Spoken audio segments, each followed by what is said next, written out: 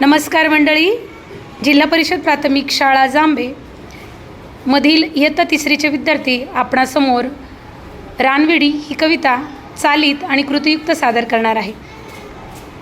रानवेडी या कवितेचे कवी श्री तुकाराम धांडे आहेत। सगळ्यांनी कविता सुरू करायची आहे। 1 2 3 गो।